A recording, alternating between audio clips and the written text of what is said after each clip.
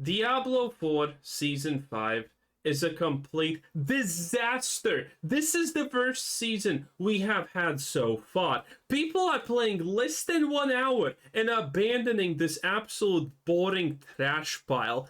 They learned absolutely nothing from the previous seasons. They amplified the bad things in them, and they don't learn from other games. It's a complete disaster. This is 5 times worse than Season 1. There are absolutely no good things to say about this season. So I've been playing Diablo 4's Season 5, their newest update. I got to level 100, farmed a whole bunch of gear, killed an Uber boss, and tried out their latest mechanic update for the season. So Their latest mechanic is the absolute biggest failure in the universe. They have PoE. They have Path of Exile, Last Epoch. They have so many places where they could learn how to do a season, but they completely failed. You know what's the one of the worst parts about having a season? It's not having a mechanic. Season 5 doesn't have a mechanic. In PoE, when you go play that game, you know when you get introduced to the seasonal mechanic? Roughly 5 minutes into the game. You know what Diablo 4 and the idiots at the head of that game did? They decided that the Season 5 mechanic, instead of what they promised, a leveling experience, something that you can level with and do things with, is going to be an endgame locked thing. And that's insane. It's so stupid. It's the most dumbest thing ever. And by the way, when you get introduced to the initial story dungeons about this, and no one cares about the story is as rogue as possible. It's some kind of stupid girl that does bad things, and no one just cares. She literally kills her friends or family or something like that, and she's like, oops, bad things happen. And your character's like, I guess that's it. It's rogue garbage, but that's what you expect from Todd Ferguson and the people who are doing everything Diablo related. It's a travesty, okay?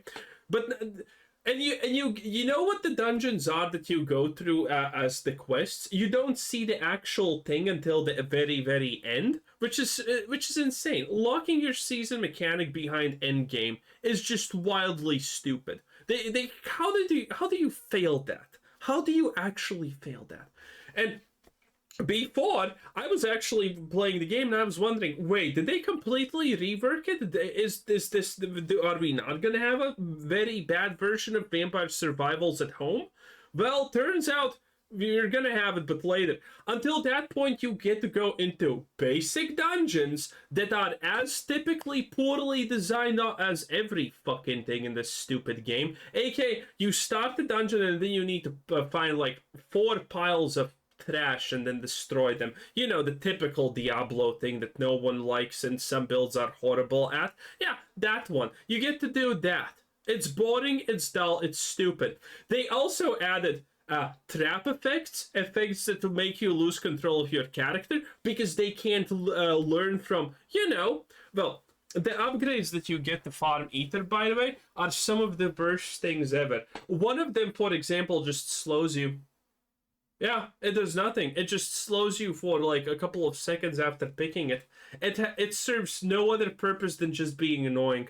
It's like they learned nothing from Season 3 and the traps. No, seriously, they learned nothing from Season 3 and the traps. What could be more fun than losing control of your character and moving at a snail's pace and needing to AFK for a minute until the debuff wears off? I don't know. I don't know. Ask those incompetent idiot developers. Maybe they can answer you. And anyway, it's an absolute travesty. It's just stupid for the sake of being stupid, honestly, in this case. And the level design is as horrible as always. You go through a straight path, then it splits into something, and you need to just roll the dice. Are you gonna go to the end door, which you're not supposed to go to? Or are you gonna find the stuff that you need to kill, and then you need to go to the end door? Well, who knows? You're just rolling the dice in these dungeons because we have seen the people who are designing the dungeons for Diablo 4 and they literally don't even know what Diablo 4 is. That is that famous video where the Diablo 4 developers got to talk about the game and you learned nothing about the game except how gay and lesbian they are and how that's really cool. I'm not kidding. Go watch those videos. It is insane. Okay? That's the quality. How is this season? Well, let's start with the primary new mechanic in the season. This would be the Infernal hordes. You get an Infernal compass, which is very So similar dumb. to a nightmare sigil, in which you click on it, activate it. You can warp directly to an instance, which will bring you right into the new mechanic. The new mechanic is a room, and within that room is going to be... What? Why can't you just click on the thing and it instantaneously teleports you there into the instance? What? Why?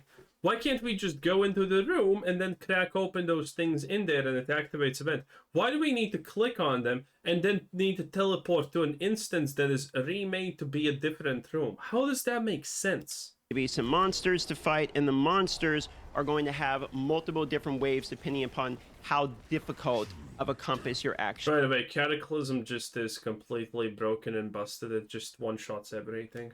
activating. It starts fairly mellow in the first wave and gets more and more difficult as you add on additional modifiers. There's going to be events that will pop. Yeah, and they're really boring modifiers. And again, look at this. This is 1 out of 6 waves. Why? Everyone wanted an infinity wave system. Everyone wanted like 100 waves. You think Vampirism Survival would be interesting if it was only 3 waves of enemies? Hell no, obviously. But Diablo decides that, yeah, that's a great idea. Pop up in the room that you will do that gives you Aether, and Aether is what gives you the rewards at the end of the event. The mob density is pretty good. There's quite a bit of mobs, and it gets more and more and more dense as you go out through the waves. It's probably the best way to level, I would say, if not the second best way to level. It's definitely matching Helltide's version of density, if not more. Helltides is so stupid, by the way. The fact that I get thrown into the game and the first thing I have to do is go and do Helltides, I'm so out, okay? Helltides are so boring. It's the same boss that you need to kill 100 times. It's so stupid. The bar doesn't fill fast enough. You still need to use a third-party add-on to actually open the chests if you want the correct stuff. It is so unbelievably stupid. You want to teleport back to the town, guess what? A wave of mobs spawns around you and stops. You want to open a chest? Good luck with that. Ember's not saving? Yeah, still, obviously. They literally learn nothing. Or so it kind of feels almost like a little mini Helltide of your own. All right, so in between the waves, you're going to have 3 different Yep. Let's look at this. offers that pop up. Okay. This is so bad. Look at this. Whilst shown this way, you have unlimited resources. Wait, what does it do? Slaying, okay, look at this. This is one of those ones. Slaying etheric masses slows you for 8 seconds. So for 8 seconds, you can't practically move. It is so dumb. It is so dumb of a consequence. That pop up to you in... Okay, look at this. LE damage 25%. It's so why even have this? Each one of these offers are going to like buff the enemies basically, but also give you a buff in return. For instance, this one, the elites do 25% more damage, but I get +1 Aether when I kill an I didn't even show Aether fiend, and I'll take that. So and by the way, look at this animation. I get more rewards at the end. So I basically do... It's so bad. It's so bad. Another wave, and then I'll get another option, and then next option will buff it further. From a leveling perspective, like sub 100, this felt pretty good because it was pretty easy and fast to level. I just sat in this room and killed a bunch of stuff. However, it's probably a bit of a trap to only focus on leveling in here because you still have to level your glyphs, and you don't get glyph experience doing this, so you probably still want to do Yeah, and then you need to go to the dungeons that everyone hates because they are poorly designed. Nightmare dungeons while leveling just to get your glyphs leveled. Here's another wave, and some of these okay, let's see. Can be rarer than others. These are all common ones, so change the color depending upon the rarity of can't treat. Okay. Soul Spires drain health. Wow. These effects, some are like legendary rarity, for instance, and you can have like the Butcher spawn, but I'll do this one, which will give me +2 Aether from the Soul Spires. He literally knows that anything other than more plus Aether doesn't matter here. It's so dumb. Here's an example. You can see. Wow. Okay, Soul Spires require X2 kills. That's so dumb. That's so dumb. These ones. And it gives like, okay. Yellow. Here is that one is white. So one of Eh, the things that I noticed about it's so dumb. this is these basically give you better Hellborn not haunting you. Hellborn grant +1 ether. It's what is the concept? It's so bad. rewards in terms of aethers that you will use to acquire rewards at the end, but Ugh. these don't necessarily like buff your character by making him do like crazy things. So it's not really like a vampire survivors type of mode. Instead, it's sort of doing the reverse. It's buffing the Yeah, it's Vampire Survivors at home. enemies in exchange for more rewards. So this mode is more about how much can I survive as opposed to how strong can I get. It's also more about speed because you're limited on time. So the more that you can kill within Being limited on time is also so dumb. your time limit, the more aether you're going to get and therefore more rewards you're going to get at the end. So it's more of a speed run. How much can I get packed in during the time? It reminds me a little bit of like an Omega Juiced Curse Shrine event that's in the game.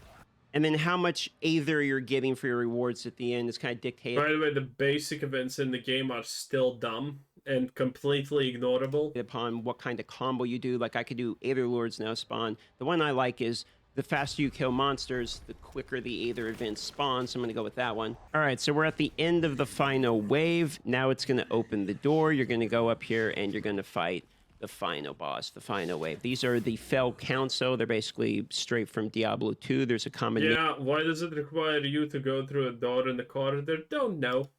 of these. You fight 3 at a time. Most of the fights have felt basically the same to me, but each of the, I believe there's 5 All of the fights are literally the same. or 8 different one of these guys is supposed to have different moves. But you Wow. basically just kind of melt through them if it's on the lower tiers. The higher tiers is going to take a little bit longer. And now we're into He said a little bit longer, not harder. the reward section of it. So there's 4 different chests. This is the one you do at the end, that all of your remaining. This is the one you do in the beginning, which is your greater equipment. You're guaranteed a greater affix item. This is By the way, the items are completely dead, okay? This game has no longer itemizations. Basic white items should have not existed in game from the start. Blue items should not have existed in game from the start. Yellow items are completely useless. No, seriously, this is how I play the game now. I go in, equip things at random, arrow green go up. That's an upgrade because, you know, the itemization is dog shit and, you know, a brain damaged monkey could do it properly. And at level, I don't know, 15? I literally don't care about a single item that's not a legendary. There's no point in picking up anything but legendaries. It's great. It's great. There's no point in also looking at any. Well, okay, there is a point in picking up anything, other things than the legendaries, but it's so dumb. Okay, the only items that you ever care about are the legendaries, and that's it. You never look at any other stats of any other item ever. is actually kind of nice because It's a complete waste. this guarantees you a greater affix, so you know you at least are going to get a chance at something. The one on the left will give you an assortment of legendary items. All of these chests can actually give you Abysso Scrolls, which you'll use to upgrade the compasses I'll show in just a moment. The one on the right, however, is super nice because what it will actually do is it will give you the materials you get from running the pit. So you can actually straight up just farm masterworking materials here. If you don't like to do the pit, for instance, you can get them here. Really like that. And then the last one, you just put your remainder in there and you can get some gold. Now, I do have a couple comments about... Yes, because gold was actually Again, there's no such thing as a resource that's needed in this game, because the Diablo fanbase that's currently left cannot be asked to actually even spend 3 seconds playing the game and actually grinding something for once. So... no, there's no such thing as a resource that matters. Upgrading potions doesn't matter because you just by default have all the resources, obviously. Nothing matters. This, one of which is, it's fairly decently fun. It gets repetitive fairly quickly, and I kind of wish it was the reverse of what it was, which is instead of getting as good of rewards as you can by buffing up the enemies, I sort of wish it was survive as long as you can. By having more of a... Yeah, that's what I said. That's what everyone said when they said, oh, look at this, vampire, some survival at home. a longer timer or maybe you just go as far into the waves and the waves get harder and harder and harder. So it's sort of a survival mode as opposed to like a speed run mode. And then I'm picking things that make me stronger to see how. Now, to be absolutely fair, the survival mode also is a horrible idea because this is Diablo 4 that we're talking about. There's just gonna be at one point a random white enemy that one-shots you, and there's nothing you can do about it. Far I can survive. That way it's almost like a survivor style of game as opposed to how many can I kill quickly. However, in terms of rewards, the rewards are quite good. The density is probably the biggest in the game, and it does feel like a pretty decent mode. I actually feel like since this is going core or Eterno, whatever we call it in this one, this is going to be in the game permanently. This is a pretty good base to start with. Like, it doesn't take too much to modify those three. Yeah, but no. That's the thing. People are coping. DM is so coping right here when he's saying, oh, Blizzard's gonna fix it and make it better. Blizzard doesn't fix and make better. They make something new and throw out the old. Again, this whole goddamn game is just a testament to the idea that nothing can ever be fixed and it just needs to be thrown out. We have thrown out so much content from this game, made it completely irrelevant and obsolete for the sake of adding new stuff. This is never gonna get improved. This is never gonna get better, probably. There is a slight chance that maybe, but the reality is probably not. They're probably just gonna keep it as is and that's it. Different options and adding cooler options. And at some point, there's gonna be something that throws this out the window as everything else in this game. So overall, in terms of fun, it's between like a 5 and a 6. It's all right. It's not bad. It's kind of like a big Cursed Shrine event, but it's actually fairly fun. It's got the highest density in the game, and you're sort of guaranteed like a pretty juiced room in which you can just slaughter a bunch of shit, and it's a good way to tell how fast your build can clear. And because you're up against the clock, you can kind of use how much Aether you're getting at the end of it to determine how fast you were able to clear and figure out the combo. So it's not too bad. In terms of reward, it's like an 8 or 9 out of 10. The rewards are actually quite good, especially early where guaranteed greater affix is quite nice. I got multiple, like triple greater affixes. They rode badly, but I did get multiple triple greater affixes, and I was able to get masterworking material at a decent pace. So I actually think the rewards are quite good. Overall, this is not a bad addition into a game as a permanent addition. I would not look at this. If you haven't played since Season 4... He is right about that. It's better than nothing. But does this actually make the game good? Hell no. Or I don't think this in itself is just a reason to log in because you have to play this room full of monsters. But I think if you look at it as an addition to the game, it's overall a nice addition to the game and an additional option in which you can use to either level, gather materials, or basically mix up your gameplay. Now, one of the nicer changes since last season was the changes to uniques. They sort of rework uniques. You see, with Season 4, they added tempering in the game, and with the addition of tempering in the game, it really sort of changed the meta around tempering your items to make your build strong. And because unique items can be masterworked but not tempered, it made unique sort of fall off a bit, in which they weren't being used as much, okay? Unless there was a really core critical unique that you had to use for your build, like Tempest Roar, for instance, or else your abilities just don't do what they should. The uniques kind of fell off a bit. But now with the rework of uniques to, one, add in some new uniques, like this new ring's actually pretty awesome, making Cataclysm actually kind of pop off a little bit. So, for instance, with the addition... Cataclysm's completely broken. I'm also playing a druid. Cataclysm actually just one-shot shit. It's completely insane. Previously, Cataclysm literally didn't do anything. Now Cataclysm just is full AoE clear and full boss clear. It's insane. Of the new uniques, but then the addition of the uniques actually having some of the stats that you would want to temper on them, for instance. This has made uniques feel significantly better. You still do kind of want the temper, so if you're trying to do a specific build, you know, you're still kind of struggling between, do I use this unique or do I use a legendary that's tempered? But at least now the uniques themselves feel stronger. So another thing that's changed is world bosses. They have something called resilience on them now. They are much tankier. I'm not sure exactly how the mechanic works, but it just... Who cares? Feels like it's sort of timed out to last a certain... Dude, I hate world bosses and Legion events. In Legion events especially. Legion events are still absolutely unplayable garbage. It's so boring. You go there, wait there, click on a campfire, get invited. Dude, I already told Blizzard the solution to Legion events being at least super trash and fixing that. I don't even remember how long ago. It's been forever at this point, honestly. But the way that you solve Legion events and world bosses being super lame is pretty simple. When you get invited to a group and there's 4 people in the group on a Legion event, you can press the start button. You get to do the Legion event like 5 minutes faster or whatever. You don't have to wait for the timer to run out to 0 and AFK and do nothing, okay? World boss is same thing. If 20 people get together in a group, not a group, but if there's like 10 people in the area, that's instant. There you go, kill the world boss. It starts instantaneously. Not this waiting bullshit. You're not so dumb. Certain amount of time, your damage gets. And Legion events are just, oh, kill this.